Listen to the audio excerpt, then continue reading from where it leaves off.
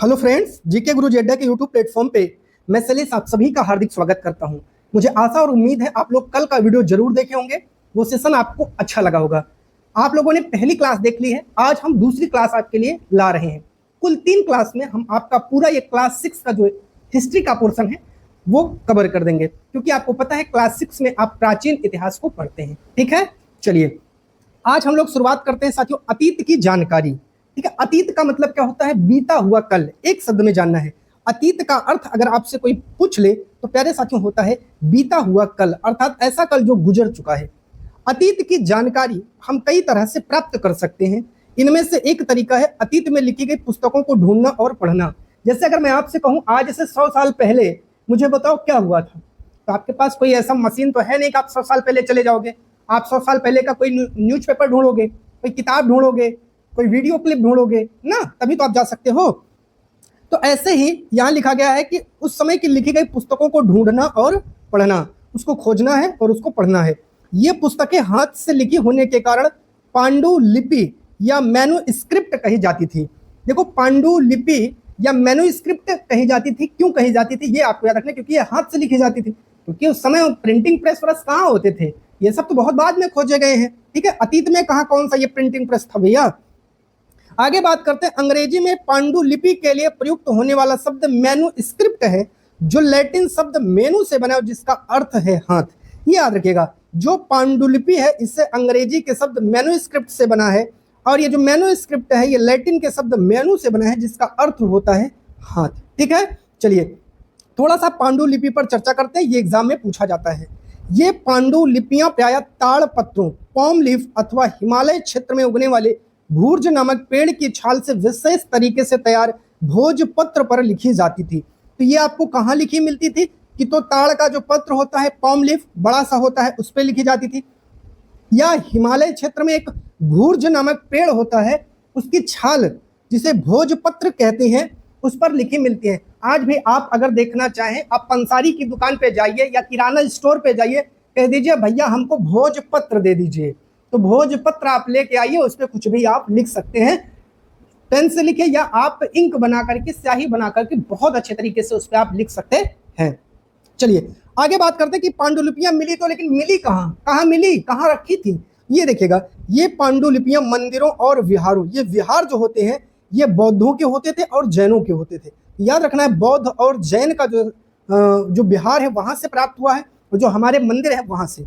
इन पुस्तकों में धार्मिक मान्यताओं व व्यवहारों, राजाओं का जीवन, औषधियों तथा विज्ञान, सभी प्रकार के विषयों की चर्चा इसमें मिलती है। अब आपसे पूछ लेगा मैन्युस्क्रिप्ट मिलती कहाँ है, तो याद रखना है मंदिर में, और बौद्ध विहार या जैन विहार या केवल विहार दे सकते। इसमें वर्णन क्या है ये भी पूछा जाएगा। तो इसमें जो धार्मिक मान्यता थी उस समय की, वो जो राजाओं का जीवन, उनका युद्ध संघर्ष, और जो औषधियां और जो विज्ञान, इनसे संबंधित सारी चीजें उसमें मिलती हैं।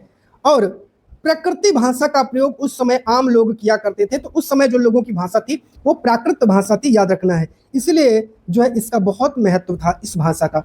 अब बात करते हैं अभिलेख, इंस्क्रिप्शन। अभिलेख ये क्या होते हैं? ऐसे लेख पत्थर अथवा धातु जैसी अपेक्षाकृत कठोर सतहों पर उत्कीर्ण किए मिलते हैं। मान लीजिए पत्थर का कोई टुकड़ा है, हमने इस पे लिख दिया का खा गा। अब उत्कीर्ण का मतलब होता है कि पत्थर जैसी धातु के ऊपर कुछ भी लिख दिया गया हो, उसे ही अभिलेख कहते हैं। अथवा धातु की जो चद्दर है उसके ऊपर कुछ लिख दिया गया हो। कभी कभी शासक अथवा अन्य लोग अपने आदेशों को इस तरह उत्कीर्ण करवाते थे ताकि लोग उन्हें देख सके, पढ़ सके और उनका अच्छे तरीके से पालन कर सकें। अभिलेखों में शासक लड़ाइयों में अर्जित विजयों का लेखा जोखा भी रखवाते थे। जैसे आपने सुना होगा अशोक का स्तंभ लेख, दीर्घ स्तंभ लेख, ये आपने सुना होगा। ठीक है, चलिए अब बात करते हैं, एक शब्द आया है पुरातत्वविद, आर्कियोलॉजिस्ट क्या होते हैं, इनके बारे में जानना बहुत इंपॉर्टेंट है। वस्तुओं का अध्ययन करने वाला व्यक्ति पुरातत्वविद कहलाता है। तो आज की वस्तुओं का थोड़ी, जो पुराने समय की वस्तुओं का अध्ययन करता है, क्या अध्ययन करेगा? तो जो पुरातत्वविद है वो पत्थर ईंट से बनी इमारतों के अवशेषों, चित्रों तथा मूर्तियों का अध्ययन करते हैं। और किसका करते हैं भैया? वे औजारों, हथियारों, बर्तनों, आभूषणों तथा सिक्कों की प्राप्ति के लिए छानबीन और खुदाई भी करते हैं। तो अलग अलग स्टेटमेंट में दे करके इन तीनों चीजों को एक साथ पूछा जा सकता है, तो सारी चीजें आपको याद रहना चाहिए। आगे क्या करते हैं पुरातत्वविद जो है आपके, वो जानवरों, चिड़ियों तथा मछलियों की हड्डियां भी ढूंढते हैं। इससे उन्हें यह जानने में मदद मिलती है कि अतीत में लोग क्या खाते थे, क्या पहनते थे, कैसे रहते थे। इन सारी चीज़ों के बारे में भी उन्हें बहुत अच्छे तरीके से जानकारी मिल जाती थी। आरंभिक मानव, अर्लीस्ट पीपल के बारे में थोड़ी सी जानकारी हम लोग करेंगे। आइए, जो इस उपमहाद्वीप में 20 लाख साल पहले रहा करते थे, आज हम उन्हें आखेटक, खाद्य संग्राहक, हंटरर गैदर्स के नाम से जानते हैं। भोजन का इंतजाम करने की विधि के आधार पर उन्हें इस नाम से पुकारा जाता है, क्योंकि वो हंटर और गैदर्स का काम ही करते थे, इसलिए उन्हें इस नाम से पुकारा जाता था। आमतौर पर खाने के लिए जंगली जानवरों का शिकार करते, मछलियां और चिड़ियां पकड़ते थे। फल फूल, दाने, पौधे, पत्तियां, अंडे इकट्ठा किया करते थे। पत्थर के औजारों का उपयोग इंसान के खाने योग्य जड़ों को खोदने के लिए किया जाता था और जानवरों की खाल से बने वस्त्रों को सिलने के लिए भी किया जाता था। लोग गुफाओं में इसलिए रहते थे क्योंकि यहाँ उन्हें बारिश, धूप और हवाओं से राहत मिलती थी। ये गुफाएं नर्मदा नदी के तट पर पाई गई हैं। पुरास्थल क्या होता है? उस स्थान को कहते हैं जहाँ औजार, बर्तन, इमारतें जैसी वस्तुओं के अवशेष या टुकड़े प्राप्त हुए हों। किसके किसके? कोई औजार का, कोई बर्तन का, कोई पत्थर का टुकड़ा, उसे ही पुरा स्थल या साइट्स कहते हैं, याद रखिएगा। साथियों, बात करते हैं पुरा पाषाण काल, द पैलियोलिथिक एज। पुरा पाषाण काल 20 लाख साल पहले से 12,000 साल पहले के दौरान का समय माना जाता है।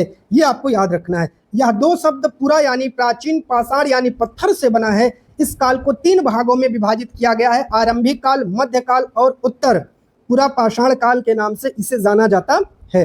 मानव इतिहास के 99% कहानी इसी काल में घटी हुई है। स्टार लगा लीजिएगा बाबू, मोस्ट इंपॉर्टेंट टॉपिक है, याद रखिएगा। बात करते हैं मध्य पाषाण युग, मेसोलिथिक या मिडिल स्टोन एज की। जिस काल में हमें पर्यावरणीय बदलाव मिलते हैं उसे मेसोलिथ यानी मध्य पाषाण युग कहते हैं। कई बार क्वेश्चन बनता है कि पर्यावरण में बदलाव कब मिला है, किस युग में मिला है? मध्य पाषाण युग में मिला है। इसका समय लगभग 12,000 साल पहले से लेकर 10,000 साल पहले तक माना जाता है। इस काल के जो आपके पाषाण औजार आमतौर पर बहुत छोटे होते थे, उन्हें माइक्रोलिथ यानी लघु पाषाण कहा जाता था। चलिए आगे बात करते हैं। इन औजारों से हड्डियों या लकड़ियों के मूठे लगे हंसिया और आरी जैसे औजार मिलते थे। साथ साथ पुरा पाषाण युग वाले औजार भी इस दौरान बनाए जाते थे। बात करते हैं नव पाषाण युग के बारे में, नियोलिथिक एज के बारे में। ठीक है साथियों, अगले युग की शुरुआत लगभग 10,000 साल पहले से होती है। इसे नव पाषाण युग कहते हैं। सबसे पहले जिस जंगली जानवर को पालतू बनाया गया वह कुत्ते का जंगली पूर्वज था। साथियों, ये सब नव पाषाण युग में हुआ। धीरे धीरे लोग भेड़, बकरी, गाय, सुअर जैसे जानवरों को अपने घरों के नजदीक आने दिए। नव पाषाण युग के सबसे प्रसिद्ध पुरास्थलों में से एक है चाताल यूर्क, तुर्की में है। यहाँ दूर दराज स्थानों से कई चीजें लाई जाती थी और उनका उपयोग किया जाता था, जैसे सीरिया से लाया गया चकमक पत्थर, लाल सागर की कौड़ियां तथा भूमध्य सागर की सीपियां। ठीक है प्यारे साथियों, चलिए अगला पॉइंट है खेती और पशुपालन। चलिए बात करते हैं फार्मिंग एंड हर्डिंग। लोगों द्वारा पौधे उगाने और जानवरों को देखभाल करने को बसने की प्रक्रिया नाम दिया गया। जब लोग पौधा उगाने लगे और जानवर की देखभाल करने लगे। देखिए, देखभाल के लिए तो इधर उधर जा सकते हैं, लेकिन अगर वो फसल उगाएंगे तो उनको एक जगह रहना पड़ेगा लंबे समय तक, इसीलिए इसे बसने की प्रक्रिया नाम दिया गया। बात करते हैं बुर्जोहम। वर्तमान कश्मीर में लोग गड्ढे के नीचे घर बनाते थे जिन्हें गर्तावास कहा जाता है। इनमें उतरने के लिए सीढ़ियां होती थी। इन्हें ठंड के मौसम में सुरक्षा मिलती थी। फ्रांस में गुफा की गई चित्रकारी में प्रयोग होने वाले रंगों को लौह अयस्क और चारकोल जैसी खनिज पदार्थों से मिलकर बनाया जाता था। मोस्ट इंपॉर्टेंट है। आज के वीडियो में बस इतना ही साथियों। कल हम लोग हड़प्पा से अपने टॉपिक को स्टार्ट करेंगे। वीडियो अच्छी लगी हो तो कमेंट करिएगा, कोई सुझाव हो तो कमेंट करिएगा। जो भी आपको समस्या बताइएगा उसका समाधान आपको निःशुल्क प्रदान किया जाएगा। चैनल पर जुड़े रहने के लिए आप सभी का बहुत बहुत धन्यवाद।